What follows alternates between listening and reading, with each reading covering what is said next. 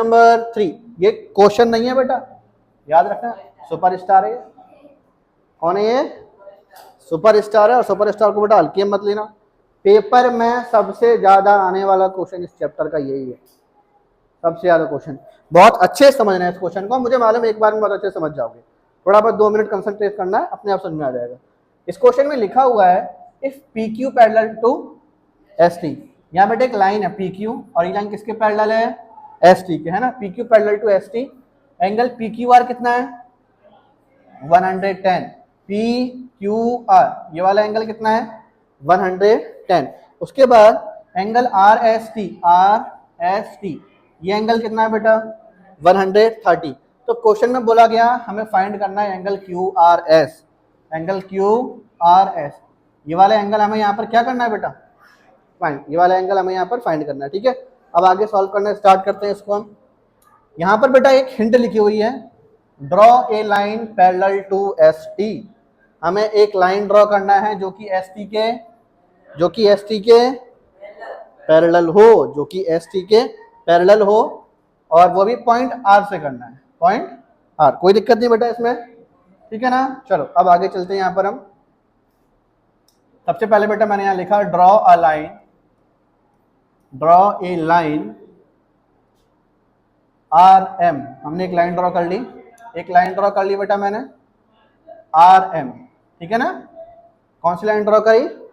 Are M from point R such that, वो भी कुछ इस तरह से बेटा मैंने ड्रॉ किया, सच डेट कि आर एम किसके पैरेलल है? R M is parallel to S T. R M is parallel to S T. अब सुनो, अब अगर आर एम एस टी का पैरेलल, तो भैया वो पैरेलल वाले अपनी हरकतें तो करेगा। हरकतें मीन्स पैरेलल लाइंस के प्रॉपर्टी उसमें लगेंगी कि नहीं लगेंगी?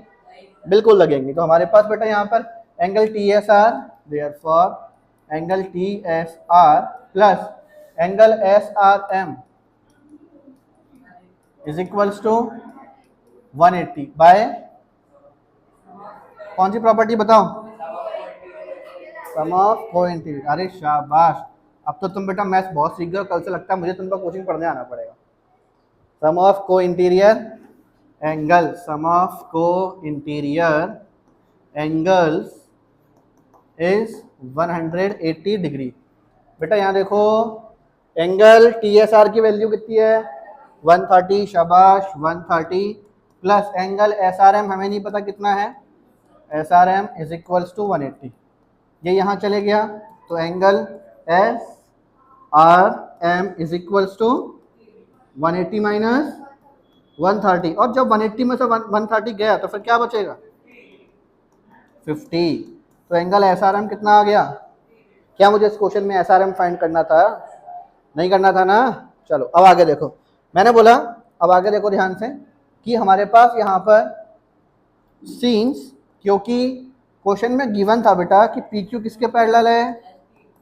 एस टी के, बट मैंने अभी कंस्ट्रक्शन में क्या दिखाया कि आर एम किसके पैरेलल है?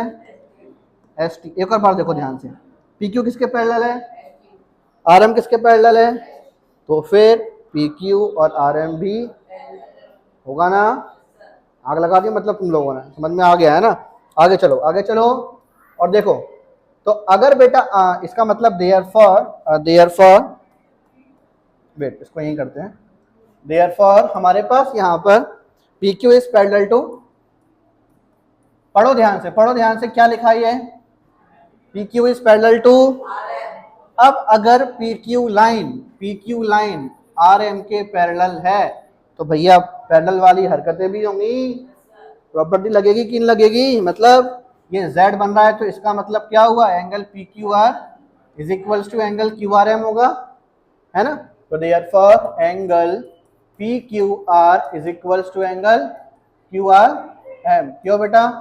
अल्टरनेट इंटीरियर एंगल्स आर, मेरी तरह पेपर में प्रॉपर्टी शॉर्ट में लिख के मत ना, जैसे मैंने लिखा ए एल टी, तो मार्क्स भी शॉर्ट में मिलेंगे, चॉइस तुम्हारी है। मार्क्स शॉर्ट में चाहिए कि पूरे लॉन्ग मार्क्स चाहिए, तुम्हारा मन है भैया, जबरदस्ती नहीं करूंगा बिल्कुल भी। एंगल पी क्यू आर कितना है? पी क्यू आर 110, है ना, P Q R 110। Q R M देखो, क्यू आर एम, ये क्यू आर एस और एस आर एम से मिलकर बना है, नहीं समझ में आया? क्यू आर एम जो एंगल था वो क्यू आर एस और एस आर एम से मिलकर बन रहा है, तो उसको हम यहाँ एज इट इज लिख देंगे, angle Q R S plus angle S R M, यही लिखोगे ना। 110 इज इक्वल टू, यार क्यू आर एस तो नहीं पता, बट मेरे पास ना एंगल एस आर एम तो है, क्या है 50, तो मैं यहाँ से इसकी जो वैल्यू है इधर पुट करने वाला हूँ। कितनी रखी मैंने यहाँ पर वैल्यू इसकी 50, 110, ये 50 यहाँ आ जाएगा तो क्या हो जाएगा, एंगल क्यू आर एस, और एंगल क्यू आर एस की फिर वैल्यू कितनी आ जाएगी, angle Q R S is equals to 60 degree, यही फाइंड करना था। समझ में आ गया बेटा अच्छे सभी को? कंफर्म समझ में आ गया अच्छे से? अगले वाले क्वेश्चन पर चलें।